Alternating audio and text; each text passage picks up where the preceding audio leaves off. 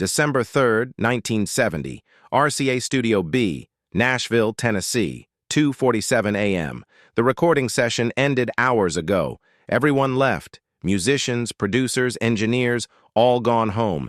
Everyone except two people. Elvis Presley sits alone at the piano, and James Crawford mops the floor. James doesn't speak, doesn't look up, just pushes the mop across white tiles, back and forth, the same tiles he's cleaned for 11 years. Elvis watches him, studies his movements, the way James's shoulders slump, the way he winces with each step, real pain, not tiredness, something deeper. Elvis's fingers rest on piano keys. He doesn't play, just sits, thinking. What happens in the next 16 minutes will reveal a side of Elvis that cameras never captured. A generosity so private, so personal, that only two people knew the full truth. Until now. Here is the story. RCA Studio B. Music Row, the heart of country music.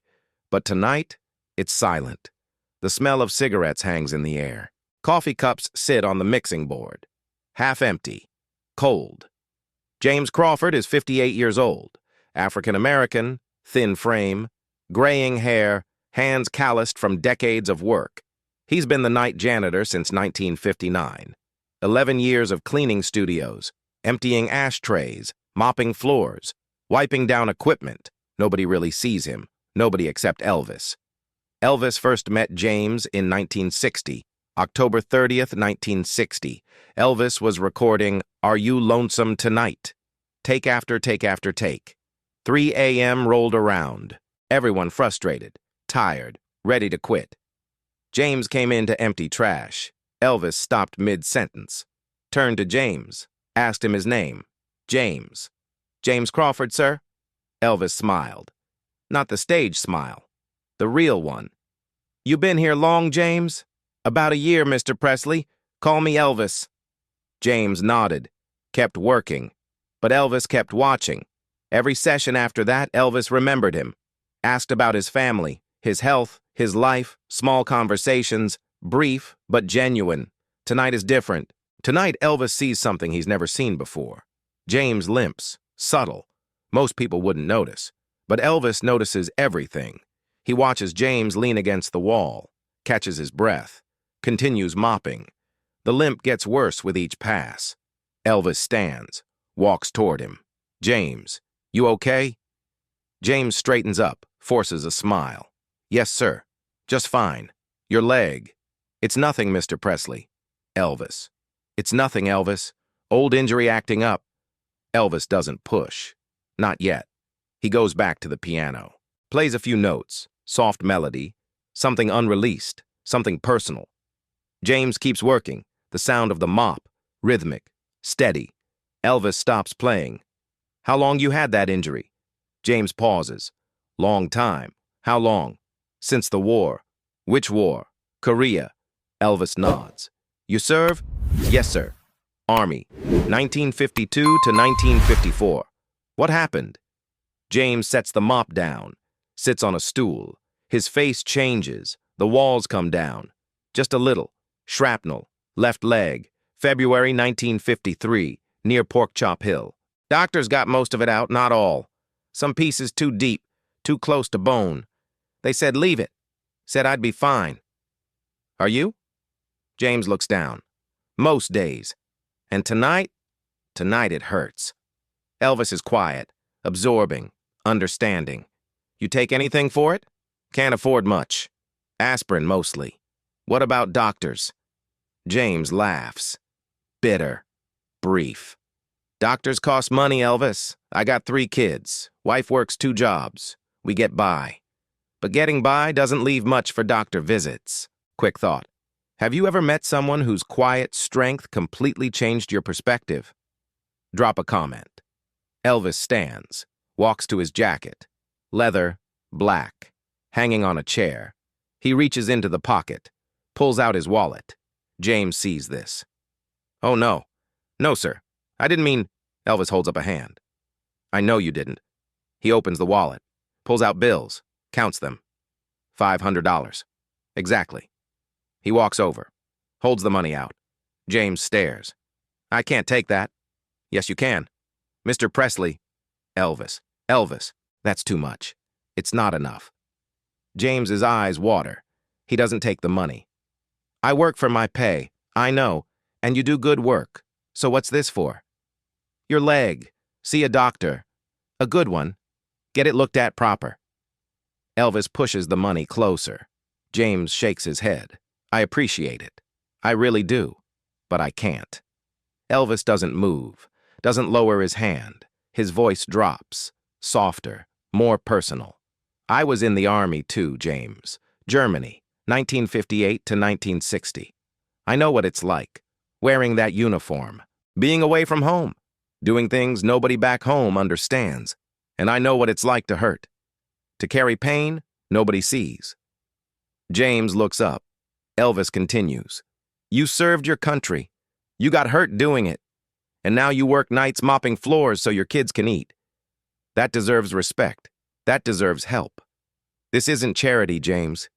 This is one soldier looking out for another. Silence fills the studio. Heavy. Thick. Finally, James reaches out. Takes the money. His hand trembles. Thank you. Elvis nods. But he's not done. He goes back to his jacket, reaches into the inside pocket, pulls out a small card. Business card. White. Simple. He writes something on the back. Hands it to James. James reads it. It's a name. Dr. Richard Morrison. And a phone number. Nashville number. Who's this? My doctor. Good man. Knows his stuff. You call him. Tell him I sent you. He'll see you. Won't charge you. I already called him. Told him you'd be coming. James stares at the card. When did you... Earlier tonight. During the break. Elvis smiles. I saw you limping yesterday too, and the day before. Figured it was time to do something. James can't speak. His throat tight, eyes wet. He just nods. Elvis puts a hand on his shoulder. You take care of that leg, and you take care of your family. They're lucky to have you. James finally finds his voice. Why? Elvis looks confused. Why what? Why do this? Nobody's watching. Nobody's here. You could have just left. Elvis is quiet, thinking. Finally, he speaks. That's exactly why, James. Because nobody's watching. This isn't for cameras, isn't for newspapers, isn't for anyone but you. You needed help. I could give it. That's all. He squeezes James's shoulder. One more time. Then let's go. Walks back to gather his things. James watches him. This man. This icon. This person. Elvis grabs his jacket, puts it on, turns back to James. See you next session? Yes, sir. I'll be here. Good. And James? Yes? Get some rest. Doctor's appointment is tomorrow. 11 a.m. James looks at the card again. Tomorrow. Elvis grins. No point waiting. He heads toward the door. Stops. Looks back. And James? One more thing. What's that? This stays between us. James nods. Understood. Elvis leaves. The door closes. James stands alone, in the empty studio, holding $500 and a business card, and a promise of something better.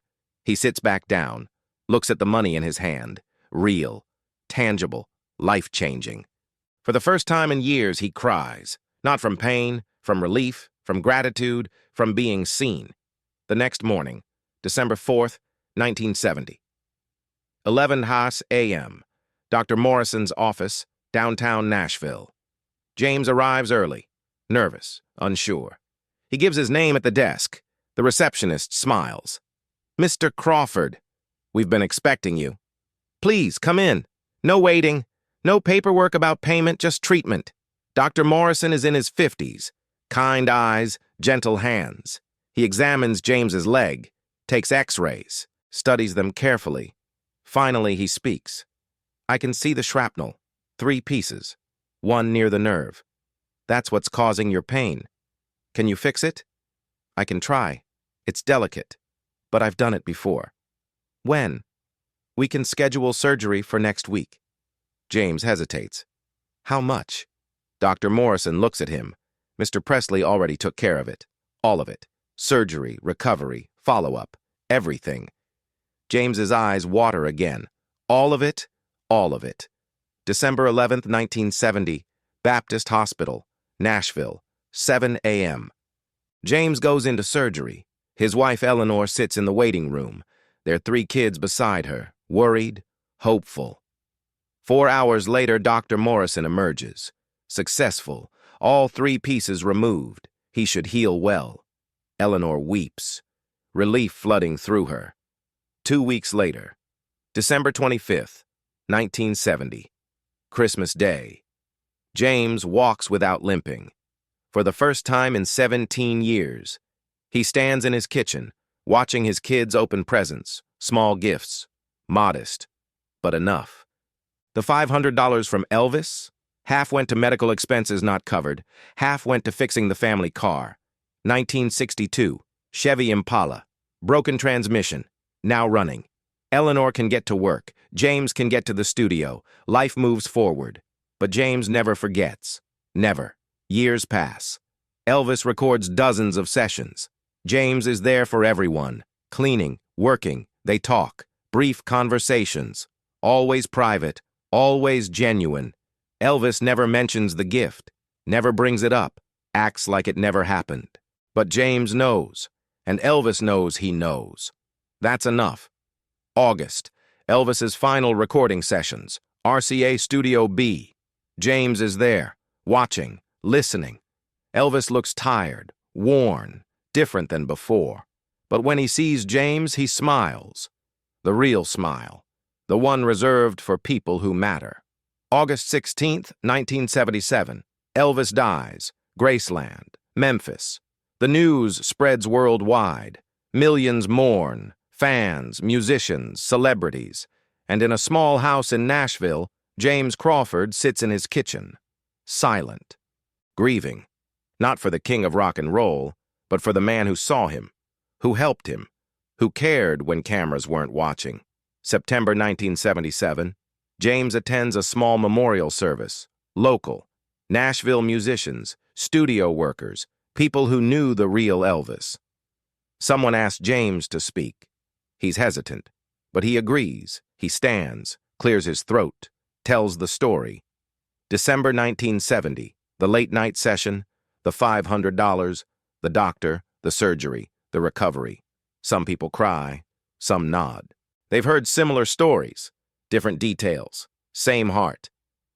After the service, a reporter approaches. Local paper. Can I write about this? James thinks. Elvis said to keep it between us, but Elvis is gone now, and maybe people need to know, not the legend. The man. James nods. Yes, you can write it. October 15th, 1977. The Nashville Tennessean runs a small article. Page 7. Local janitor shares Elvis's private act of kindness. 3 paragraphs. Simple. Honest. Most people don't see it. It's not front-page news, not compared to everything else about Elvis, but some people do see it, and they share it. And the story spreads. Quietly, gradually, over the years. James Crawford retires. After 26 years at RCA Studio B, his leg still works fine. No more pain, no more limping. The surgery held. He spends retirement with his grandchildren, telling them stories about Nashville, about music, about a man named Elvis who saw him when nobody else did. James Crawford dies. November 22nd, 1998, age 86, peaceful, at home, surrounded by family. At his funeral, his daughter speaks. She tells the story, her father's story, Elvis's story. She shows the business card, Dr. Morrison, still in her father's wallet, still there after 28 years. A reminder, a memory, proof. RCA Studio B becomes a museum. Tour guides tell stories, famous recordings, legendary sessions, historic moments. One guide mentions James Crawford, the night janitor, the man Elvis helped. Most tourists don't pay attention. They want to hear about hits, about fame, about spectacle. But some listen, some ask questions, some understand. Today, The business card sits in a display. The Country Music Hall of Fame, Nashville. Small exhibit. Elvis, the private man. Next to the card, a photo. James Crawford, smiling, standing straight, no limp, and a small plaque. On December 3, 1970, Elvis Presley gave studio janitor James Crawford $500 and arranged free medical care for a war injury. No cameras present, no publicity sought, just one human being helping another. Below that, a quote from James Crawford from that 1977 interview. He didn't do it to be famous. He was already famous. He did it because he saw me, really saw me, not a janitor, not a black man, not a servant, a person, a soldier, a father. That's who Elvis was when nobody was watching. That's who he always was. The exhibit is small, tucked in a corner, easy to miss. But for those who find it, it changes something. They see Elvis differently. Not just the performer, not just the icon, the person, the man who noticed a limp, who asked questions, who cared enough to act, who didn't need applause to do the right thing. Because here's what most people don't understand about generosity. Real generosity doesn't need witnesses, doesn't need recognition, doesn't need anything except the knowledge that you helped. That's what Elvis understood. That night in 1970, and in hundreds of other moments nobody filmed, nobody wrote about, nobody celebrated. He helped because he could, because someone needed it, because that's what decent people do. The gift Elvis gave to James Crawford wasn't just money, wasn't just medical care, it was dignity, recognition, the simple act of being seen. And in a world that often ignores the people who keep things running, who work in the background, who serve without thanks, that gift mattered more than gold. James Crawford lived 28 more good years, saw his children graduate, met his grandchildren, walked his daughter down the aisle, all because one man noticed his pain and chose to do something about it.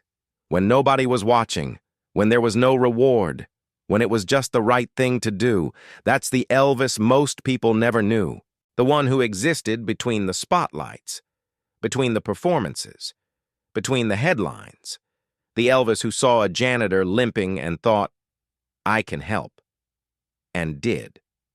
Simply, quietly, completely. Quick thought, have you ever done something kind for someone without telling anyone? Have you ever been on the receiving end of unexpected generosity? Drop a comment. Stories like this exist everywhere, scattered across America, tucked in memories, preserved in families, hundreds of them. Thousands, maybe. Small acts, private moments, Elvis paying someone's medical bills, Elvis buying someone a car, Elvis giving strangers money for groceries, Elvis stopping to help someone change a tire. No cameras, no witnesses, just Elvis being Elvis, the real Elvis. And that's the tragedy, isn't it? That the real Elvis, the best Elvis, the truest Elvis, is the one we barely know, because he didn't do it for fame. He already had that. He did it because somewhere deep inside, beneath the jumpsuits and the spectacle and the mythology, there was just a guy from Tupelo who remembered what it was like to be poor, to be overlooked, to need help. And when he could give that help, he did. Every time. Without hesitation, without expectation, without need for recognition. That's who James Crawford met on December 3rd, 1970. Not the king, the man. And for the rest of his life, James carried that memory, that kindness, that proof that goodness exists. Even in unexpected places, even from unexpected people, even when nobody's watching, especially when nobody's watching. If you found this story meaningful, consider what small act of kindness you could do this week. Not for recognition, not for credit, just because someone needs it, just because you can. That's the legacy Elvis left. Not just in music, in humanity, in the simple, powerful act of seeing people, really seeing them, and responding with compassion. The business card in the museum will fade eventually. The exhibit will change, New stories will replace old ones. But somewhere, in someone's family, James Crawford's story will live on, passed down, remembered, cherished. Because it mattered, because he mattered, because Elvis saw him, and in being seen, he was changed. That's the gift. Not the money, not the surgery, the recognition that his life had value, that his pain deserved attention, that he deserved help. We live in a world that often measures worth by visibility, by followers, by fame, by how many people are watching. But the truest measure of character is what you do when nobody's watching at all. Who you are in the quiet moments, how you treat the people society overlooks, whether you use your power to lift others or just yourself. Elvis understood this, in ways most celebrities never do. He could have ignored James, could have left, could have saved his money, could have saved his time. Nobody would have known. Nobody would have cared. But he would have known. And that mattered. To Elvis, that was everything. So the next time you hear "Can't Help Falling in Love" or "Suspicious Minds" or any of the hundreds of songs that made Elvis immortal, remember this too. Remember the man who stayed late at a recording studio, who noticed a janitor limping, who asked questions, who cared enough to help, who changed a life, without cameras, without witnesses, without need for applause, just because it was right, just because he could, just because that's who he was. And unfortunately, they don't make men like Elvis Presley anymore.